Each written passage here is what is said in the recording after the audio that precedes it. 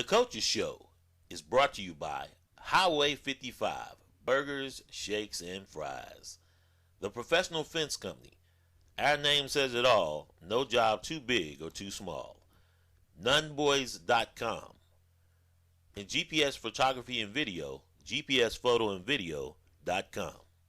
Welcome to the Coaches Show. I'm Glenn Young alongside Head Coach Tom Paris.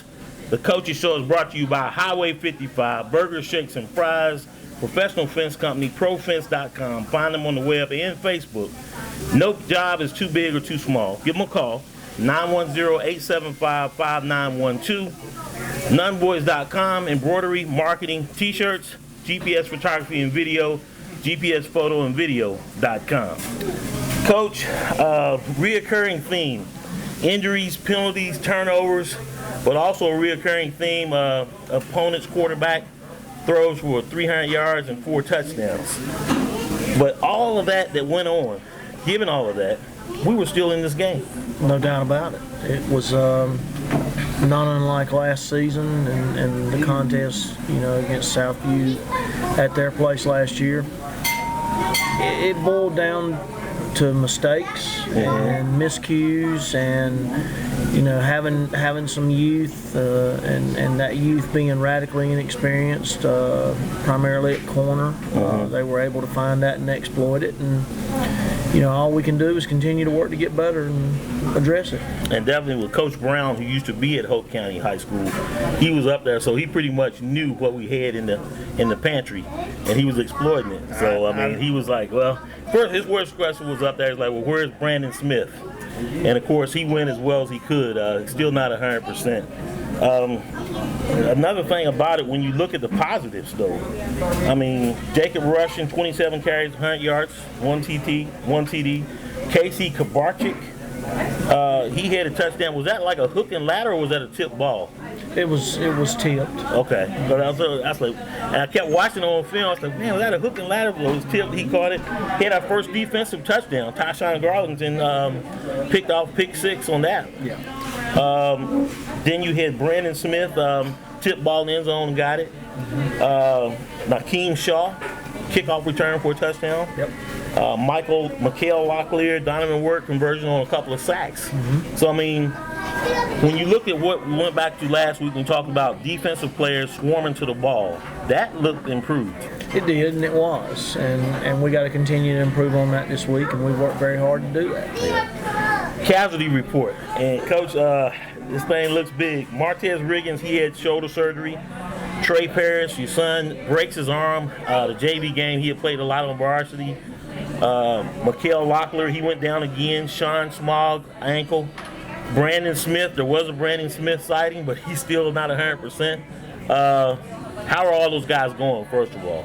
How are they doing? Well, Martez is done for the season. Unfortunately, I think Trey's done for the season. He gets reevaluated this week, and even if they do, if they're pleased with the set and everything's still clean, we're looking at probably 6 to 8 weeks in a cast. Right.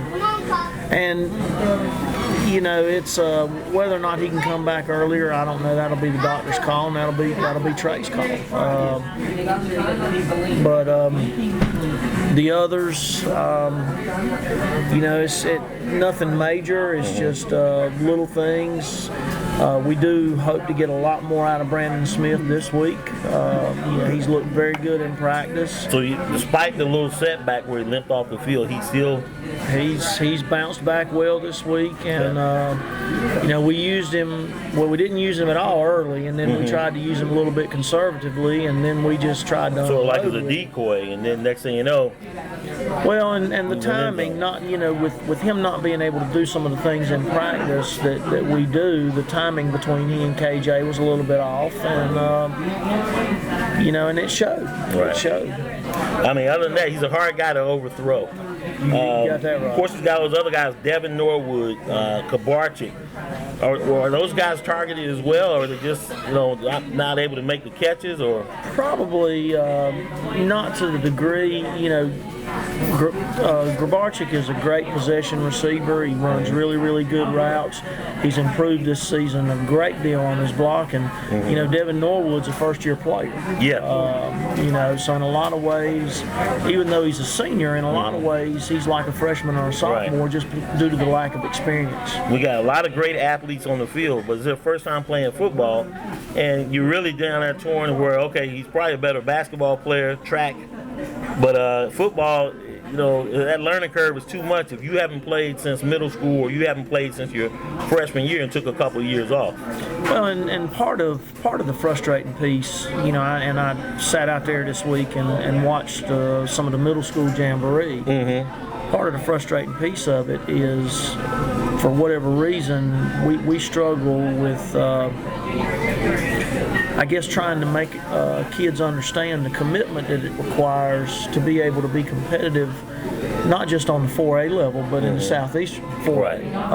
And it's radically different from everything that they were accustomed to in middle school, and certainly anything that they experienced and were accustomed to in Parks and Rec.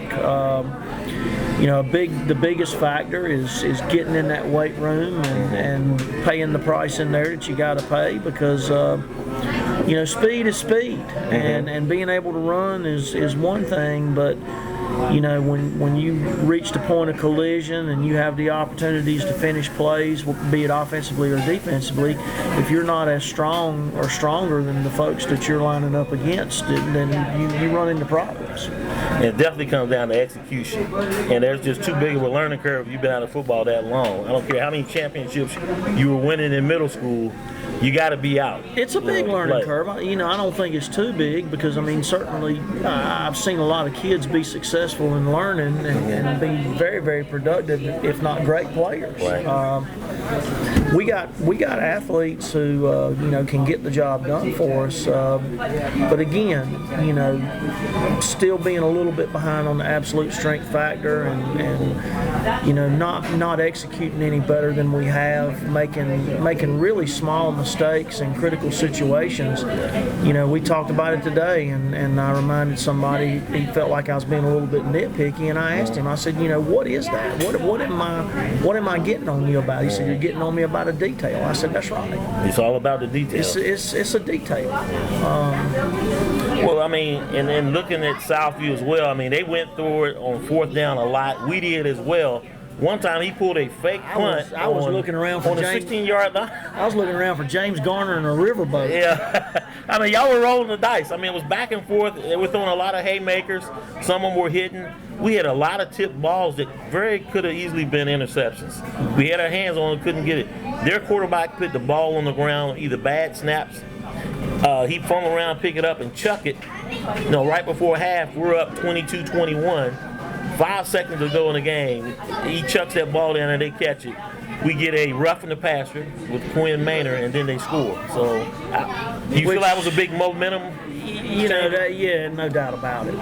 The call itself, I talked to the White Hat later, and you know, and I told him, I said, you know, you can't. And I know the NFHS is working hard on trying to regulate and cut down on the instances of injury, but I don't care what you do, you can't take the violence out of the game. No, it's a violent game, and I did not believe it was a roughing the passer. It was too close to call. You know, Quinn's coming off the edge, and he's got the momentum, and there was no way he could pull up. Yeah, there was quarterback's rolling out. Yeah.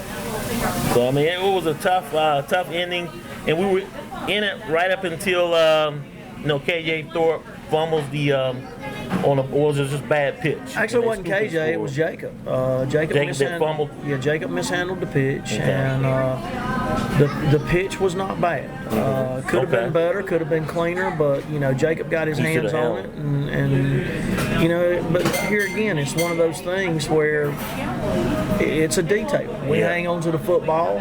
Continue that drive. We had everything leveraged. We would have gotten a first down right there, and instead, you know, we put it on the ground. They pick it up and take it all the way for 6 points. Yeah, reminiscent of the Jack Brick game. And instead of driving to score and take the lead, you know, we put it on the ground and they score, and it turns into a 2-score game. Yeah. Well, it was a tough ending, but we were right there. But that one's gone, Coach. When we come back, we're going to talk about E.E. Smith as we travel out there. Homecoming week for them. I didn't know that until just the Yeah, other I didn't day. either. But we come back, we're going to talk E.E. Smith, our next opponent.